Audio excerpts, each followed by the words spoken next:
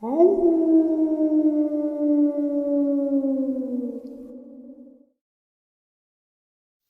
and salutations, everyone. I do hope everyone is still doing well, and welcome to this early morning, middle of the night bonus upload. Before we jump into it, a couple quick links. As many of you know, I rely on Patreon, PayPal, channel membership, and the merch to help the channel to continue to grow and go. Links to Patreon, PayPal, and channel membership is in the description below. Merch displayed directly under the video. Also, Dogman Frightening Encounters, Volume 1 through 3, the audiobook versions. They were written and researched by Tom Lyons, narrated and produced by me, Jeff Nadolny. Those audiobooks are available on Audible, Amazon, and iTunes, links to which are also in the description as well. And finally, last but definitely not least, if you'd really like to help support this channel to continue to grow and go, simply subscribe. It does not cost you a cent. Click that like button, takes half a second. If you don't want to miss out on any of the informative uploads that I put out daily, click the bell icon, and folks, please leave a comment and share the video. Why? Well, because all of these things really do help the channel to continue to grow and go. They definitely do matter, and they are appreciated. And with that, I have taken far too much of your time. Let's jump in to this early morning, middle of the night bonus upload. Shall we?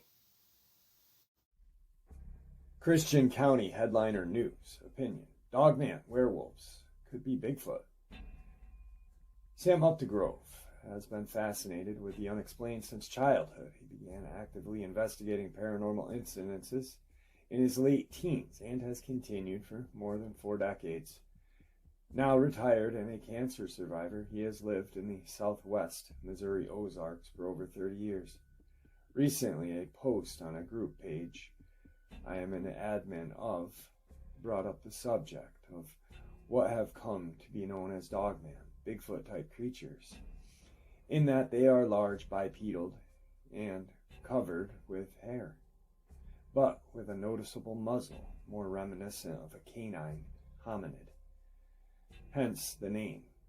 Dogman reports are far fewer in number of those involving Bigfoot, either because they are few in number and seldom encountered, or because of the extra stigma attached to reporting what sounds like a werewolf from one of the old movies my generation grew up on. I have no doubt that many of the witnesses who come forward with such accounts are sincere, but the human mind always has a way of playing tricks on our perception that can be quite convincing. If a person sees a large, hair-covered, upright figure under poor viewing conditions and only gets a quick, unclear look at the face, imagination takes over and fills in the gaps. If they immediately assume it's Bigfoot, they're going to perceive it as having the classic primate facial features. If they are immediately reminded of a scene of one of the old movies where the hero or heroine got a glimpse of Lon Chaney slipping stealthily through the forest in full makeup, well, you can guess what they'll imagine. Does this mean that I discount and discard all such accounts as either honest mistakes or blatant hoax? Not at all. There are numerous species of primates that have a pronounced snout or muzzle. The concept of rare mutation and subspecies in the Bigfoot family with this feature is not beyond the realm of possibility. Researchers are already recognizing regional variations in sizes, appearances, and personality, common to reports from different areas typically. For example, the description of the southeastern skunk ape will be radically different from the larger and more robust Sasquatch in the Pacific Northwest. Where I draw the line, which is always subject to being erased and redrawn somewhere else, based on new evidence, are the reports that witnesses or researchers have found a bipedal paw print that have virtually indistinguishably from those of large dogs, aside from the fact that it is clearly on 2 legs. A pair of paws in the size range described would be virtually useless for bipedal locomotion by a creature having a large body and a significant weight. Even a trained dog in the circus act can only walk on its hind legs for a relatively short distance, and appears somewhat uncomfortable and awkward doing so. The workings of a human mind, including my own at times, never ceases to amaze and perplex me. I have more than once heard some variation of the theory that the European legend of the werewolf were in fact inspired by glimpses of a rare creature, similar to what people now call dogmen in this country in modern times. There's only one drawback. The legends describe individuals who have some manner, such as being bitten by a wolf or cursed by a witch, transformed into a wolf, not a wolf-like humanoid, but a somewhat larger and meaner than an average wolf. One ancient tale even involved a ravenous wolf that was killing livestock and people around a small village. Hunters were out looking for the beast in full moonlight, and one of them saw it, fired, and shot it. The following day, a naked body of a local man was found, dead with a bullet wound. The punchline was that he had been bitten by a rabid wolf and became a wolf himself under the light of the moonlight. We do not have to cross the Atlantic Ocean to find such tales either. Many native tribes, especially in what is now the southwestern United States, had stories or legends telling of shapeshifters who could don the skins, feathers, or other parts of the animal and become one of that species, depending on the morals and purpose of the individual performing this ritual. They could utilize their animal form for good or evil. So right there we have a Christian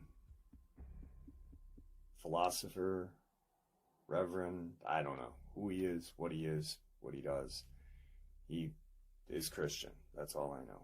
So, but he's making assumptions. He's never seen one, but where he, in this interesting article, says, where I draw the line, which is always subject to be erased and redrawn. Well, you know what, buddy? I have a friend who lives in California, and he sent me a print. Now, it's very interesting. We were just talking, and he has we grew up in upstate New York. Great guy, a couple years older than me, like 2 years older than me. We were in Boy Scouts together, and we actually were part of the Calico Dancers, which is a Native American dance team. Kind of, we danced fancy dance, traditional dance. We followed the powwow circuit and performed, practiced in ceremonies with elders and stuff. He moved out to Cali. Initially, he wasn't in Cali. I think he was in Missouri. He's a huge fisherman, loves fishing. When he gets out to Cali, he buys a bunch of land, and he then starts growing one of California's favorite cash crop, marijuana. He grows legally. He's got permits, and he grows CBD.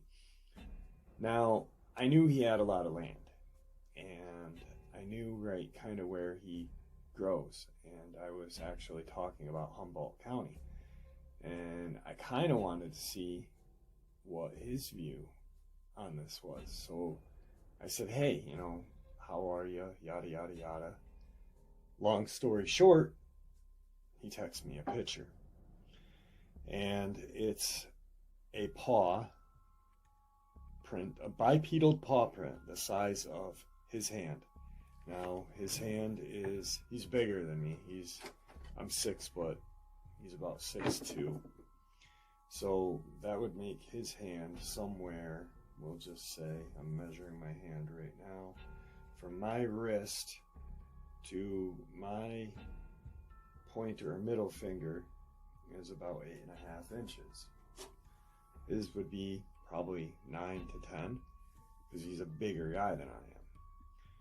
Now, he lays his hand by this print, and this will be the print that you guys are looking at right now in the video.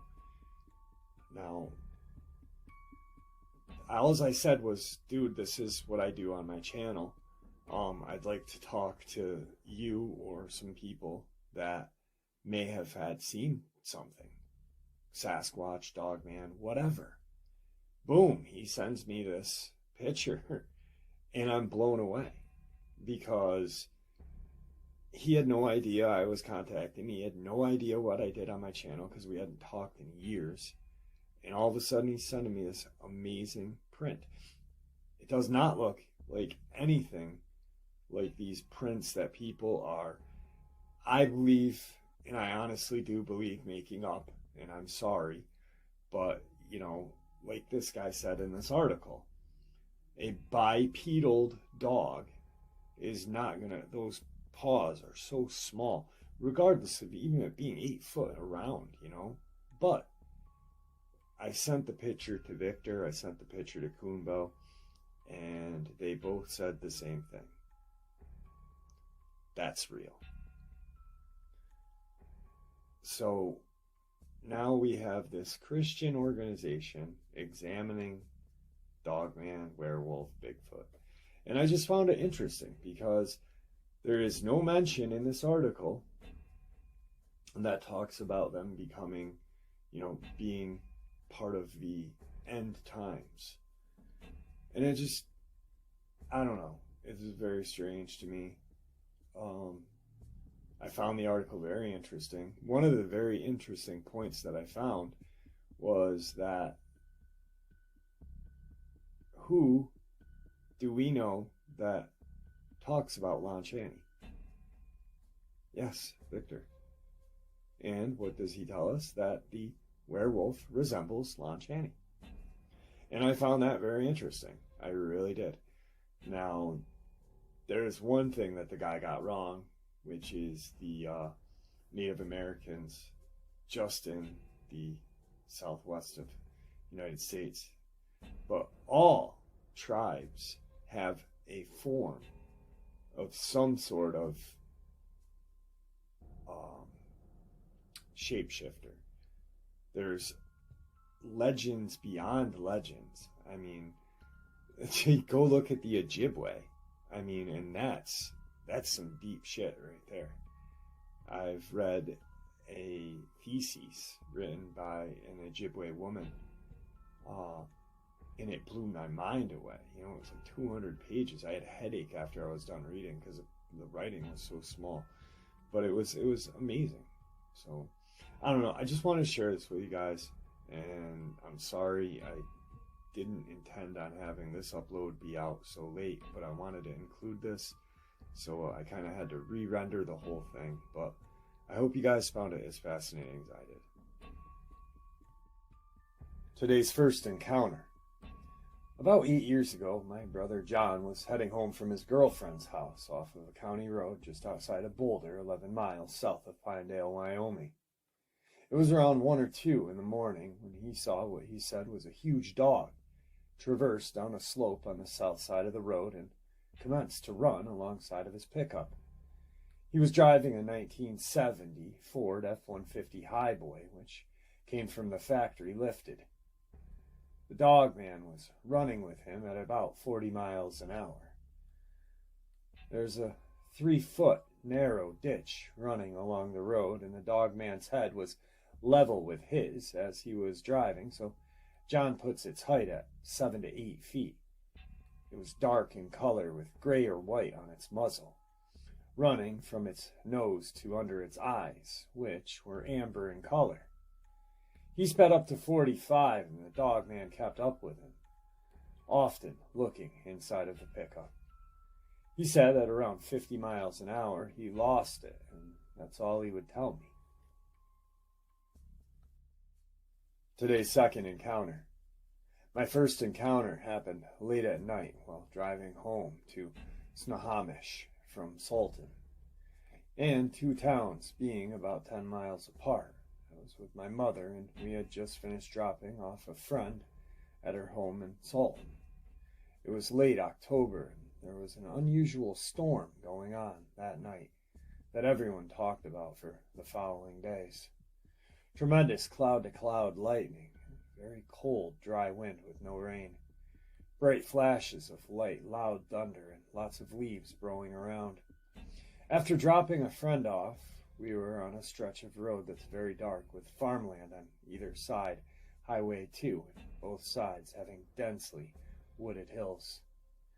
We were driving a 91 Honda Accord, and at this one particular spot in the road, something caught my eye off to the left side, which was a farm field, and there was a break in the guardrail for a dirt road going into the field. Right when we were even with this break, I saw what looked like a huge dog coming up, and right then it ran in front of our car, and I hit it. We could see the top of its back, which we both swear looked more like a hyena at this point than a dog.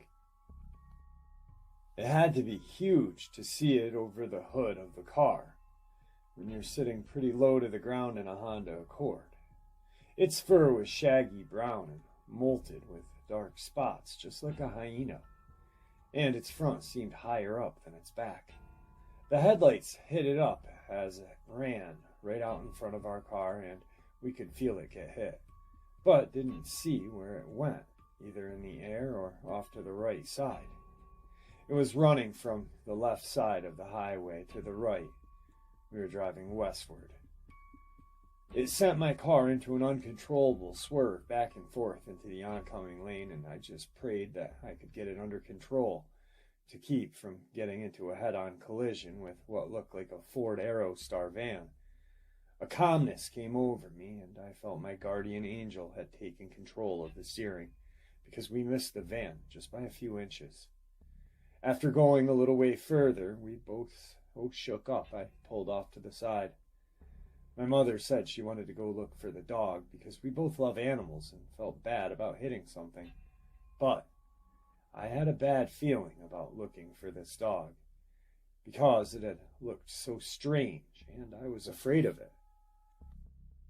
It was dark and stormy. It didn't feel safe, and I just wanted to get home. We got back into the car and stopped at a little gas station when we first got into Monroe, which is the next town between our town and Salton. We got out to look at the front of my car, thinking surely there would have been some evidence of hitting something that large. We were going the highway speed when we hit it, which is 60 miles an hour. Like a dent, some fur or blood, but there was nothing, not a scratch. The whole thing had a very supernatural feel to it. The look of this dog, which was huge and looked more like a hyena, just didn't seem right. Neither did the timing of it running in front of us, like it wanted to make us stop on that dark stretch of road and get out of the car, which we did, but we got right back in. I never saw it on two legs. It ran on all fours, but there was something so calculated about the way it came up to the highway and looked at our car and ran in front of it. It seemed planned. It was such a strange electromagnetic type of storm that night as well. The next day, people we knew that lived miles and miles apart in many different directions all talked about the storm, and one particularly loud thunderclap that shook everyone's home. They all thought it was directly over their house, but they were all miles apart. I have 3 more encounters, which occurred after the first one. I'm pretty sure this happened in October of 1997, no later than 98. Today's third encounter. I was out at my grandparents' house hunting coyotes as usual this time of year. I was hiking through my next-door neighbor's land to get to a wood-covered land in the back. While I was hiking, I got the feeling like I was being followed by something to my right. I stopped and switched the red tint on my headlamp to my spotlight, but I didn't see anything. Then I switched back to my headlamp and pulled my rifle back up and continued my hike. It was about 6 in the morning and the sun was just coming out. I was sitting in my hide I had made the day before. That's when I saw something behind a group of trees on my left. It was crouched. I raised my rifle, looked through my scope, and froze when I saw the creature staring back at me. I panicked and fired a shot off, That's when it stood up and took off deeper into the woods. I sat there probably another 25 minutes before I decided it was safe to head in, and did so. Later that day, I grabbed my grandfather, and we both went out where I had seen the creature, when it stood on two legs and took off. We measured where I had seen it, and it was roughly 7.5 feet tall. To this day, I'm terrified to go out at night and early morning hours. Today's fourth encounter. After attending a matter in Austin during the day, I decided to camp out near Pedernales Falls State Park in a private ranch that I won't name. The lady there was really nice, and I don't wish her any bad business. It was after dark, around 6:30 p.m. on a Friday, November 18th, 2016, when I was invited to explore and set up a camp anywhere on the property. I went to the most isolated part in the back near a creek. Once in the area, I heard screams made by people, approximately 2 males and 1 or 2 females. At first, I thought to myself, damn, I'm going to have to hear these drunks yell all night, as I blasted off their primal scream therapy routine. They had set up a campfire below next to a creek. I was about 150 yards away, high up on a ledge. The creek ran about 10 yards below me, and I caught a glimpse of their fire, but not of the people. Only quick shadows darting past the flames. It was odd, but I didn't think much of it at the time. I proceeded to return to my area where I parked my car and gathered firewood. I ignored the screams that these folks were making, yet I noticed that I never once heard talking or voices commenting in a normal language. Just screams that kept getting more intense and strong and long in duration. Still, I did not think it was too weird. I kept about my business, trying to set up my camp and my tent in the dark. After struggling, the flashlight in my mouth and knees scraped from lying out the bedding in the tent, I walked around, enjoying the opening view of the sky. By now, the screams had turned into barking and howling. Earlier, during my wood-gathering forage, I had heard someone walking in the darkness, and I assumed it to be a female person who probably had strayed from their perimeter to go to the bathroom. I spoke to the person in the dark, mentioning that I would be setting up camp in the upper area away from them. The person never answered, so I felt confident I had established a territorial mark where I would not go near them, and they, in turn, would not come close to me. Nevertheless, I still did not think anything was weird up to that point. What began to worry me was when an hour later, as I was about to begin my fire and rest in the tent, 3 or 4 howls united into a very loud crescendo. That got my attention. The barking now was more intense and deeper. At first, I thought that maybe these people were using dogs to fight each other, but it was not like that. In dogfights, you can listen to the dogs tearing into each other and the voices of the men cheering on. Here, the barking seemed to be going on in one direction, as if the dogs or coyotes were competing to outdo each other with barks, wailing, and howling.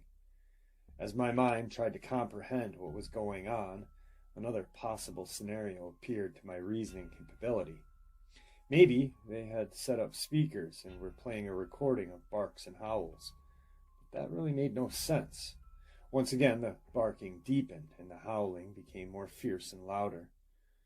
That's when I decided that I would not be able to sleep there at all. Besides, the sounds did not appear to be human-based at all. I collapsed the tent and struggled to set up for almost an hour and left.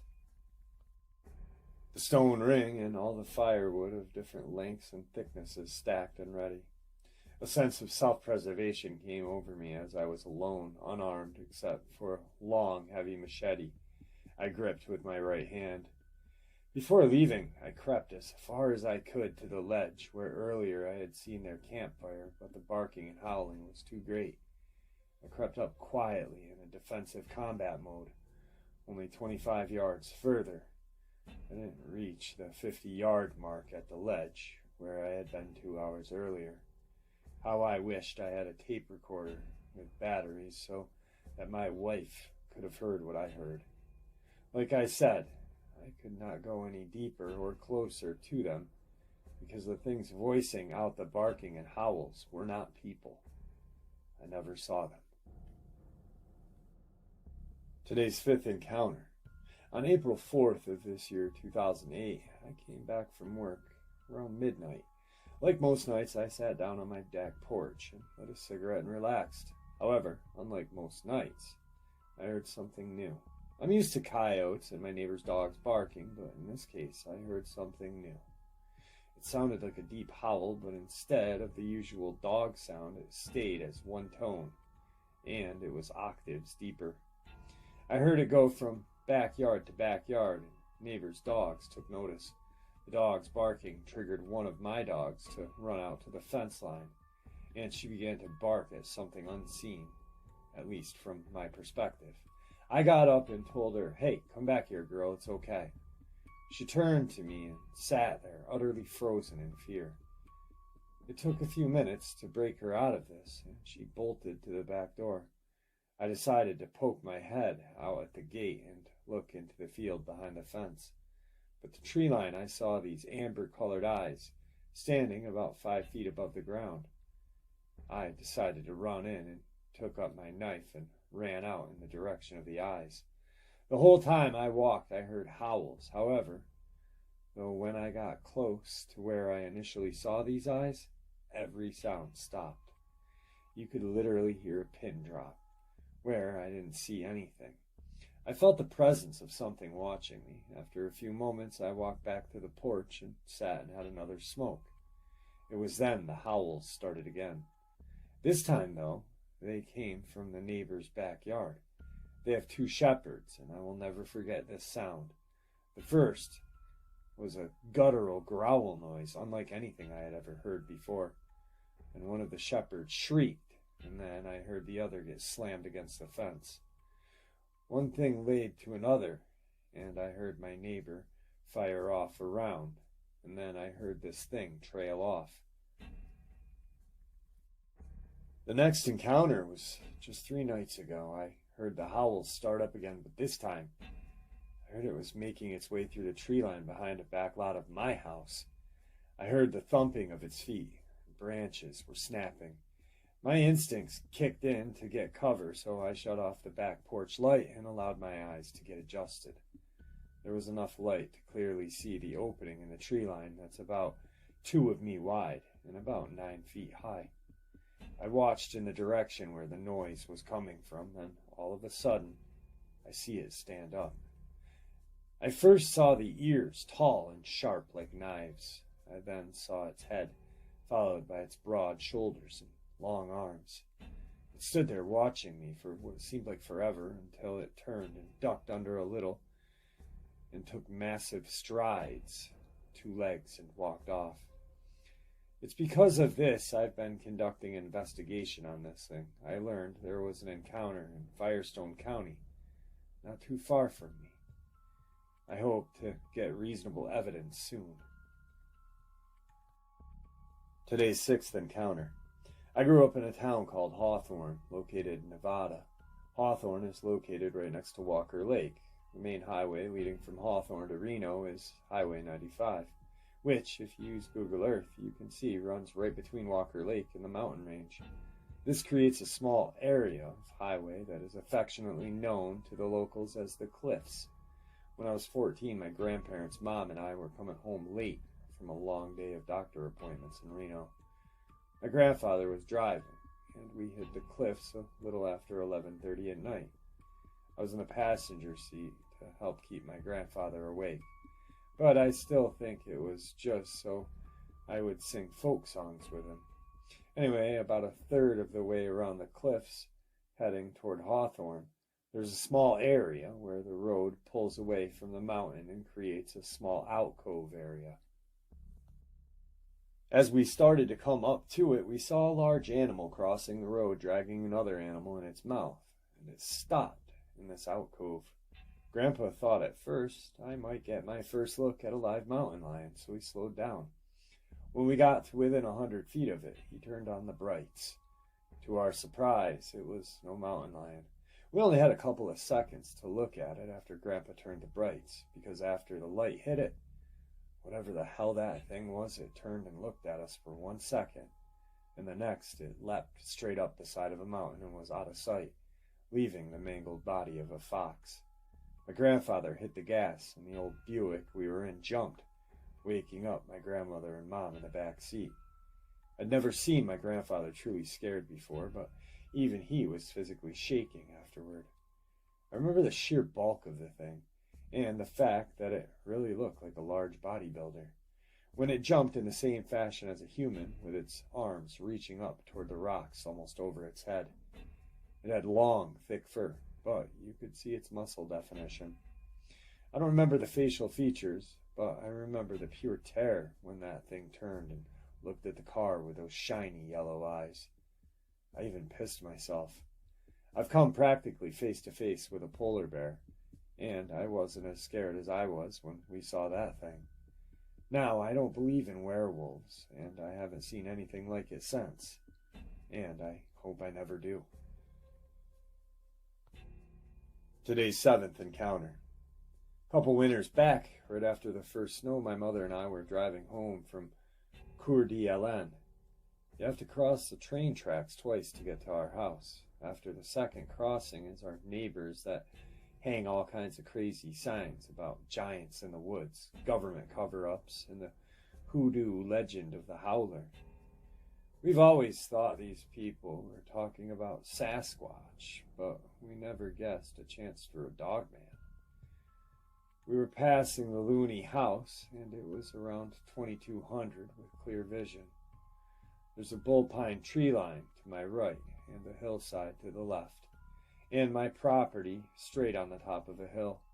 My brights were on, and I remember scanning the tree line as we were passing, and about 12 feet up were 2 red reflecting eyes, surrounded by a black mass with shoulders, no neck, and pronounced ears.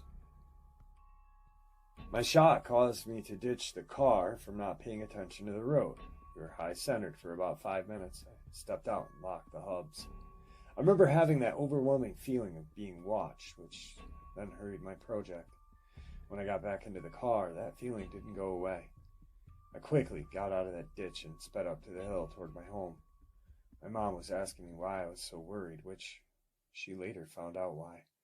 About midnight, she was awoken to the most guttural howling you could imagine.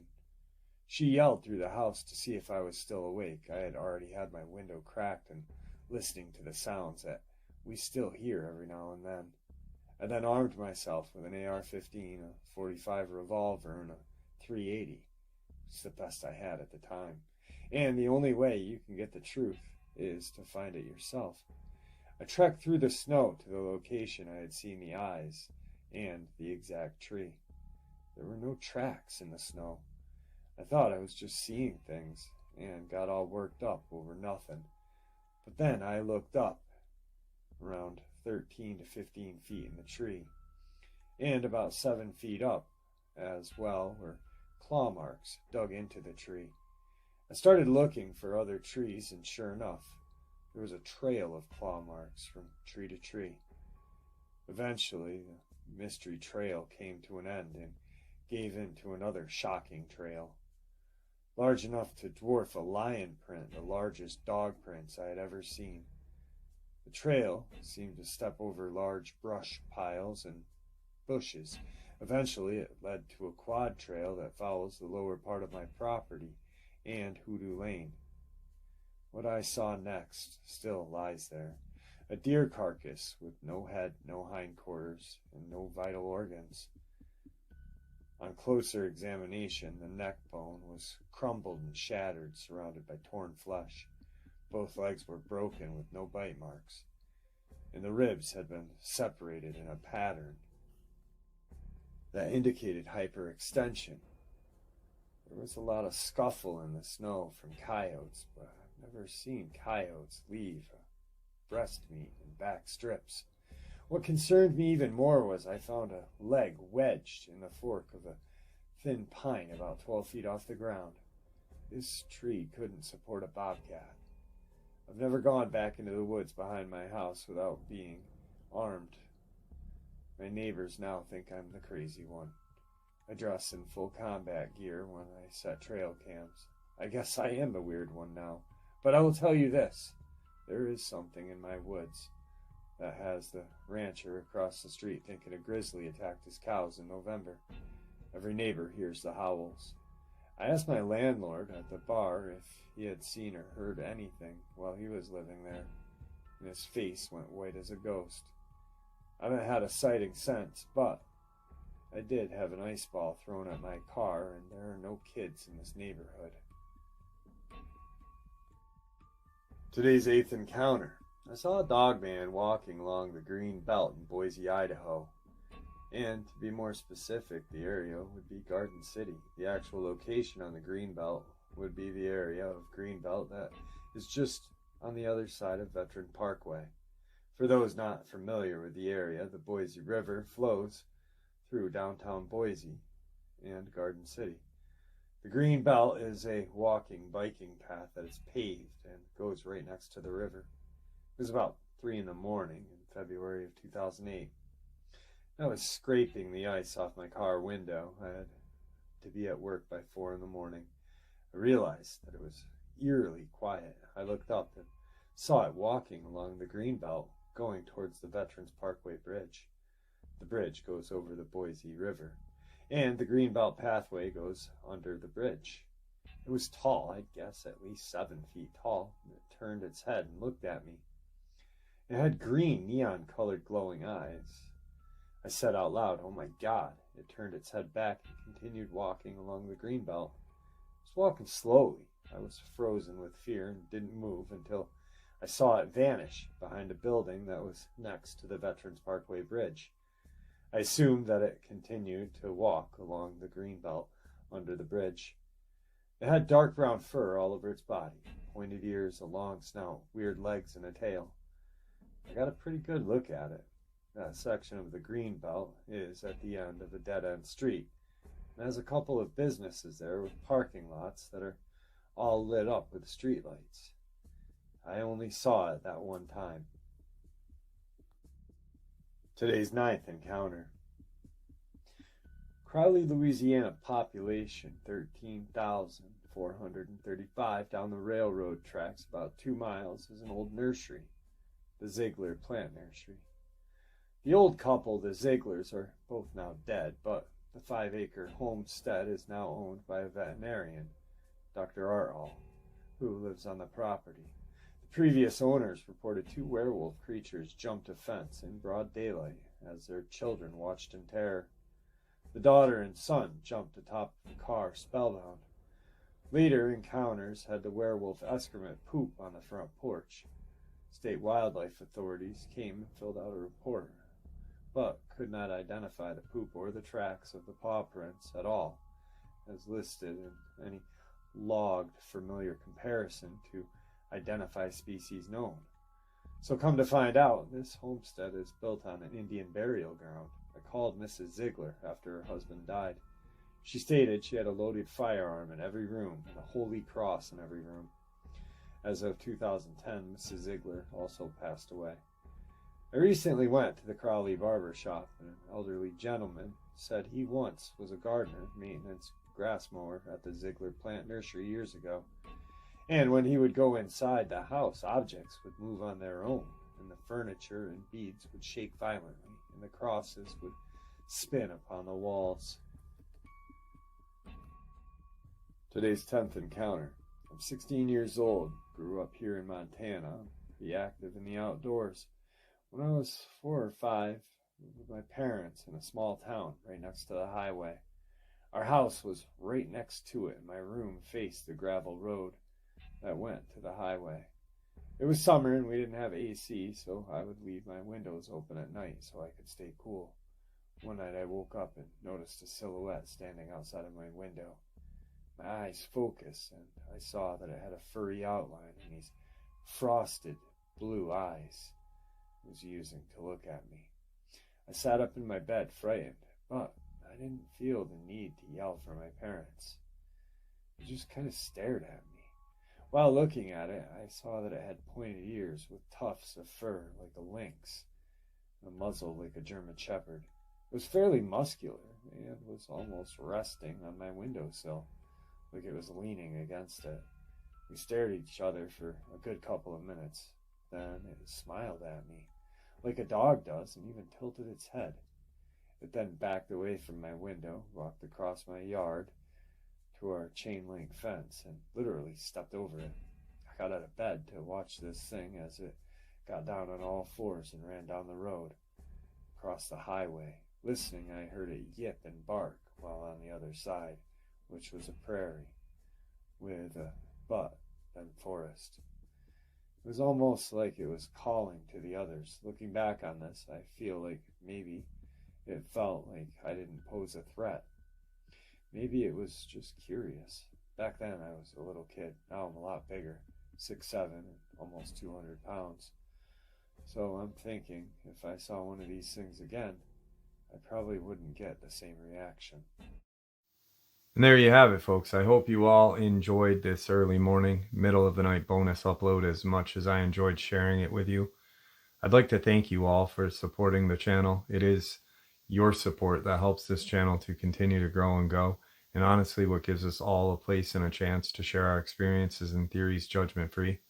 Everyone is simply treated with the respect that we deserve. Please, everyone, stay safe, happy, healthy, and ever vigilant, keeping an eye on our children, pets, family, and our friends. These creatures are real. These events have happened.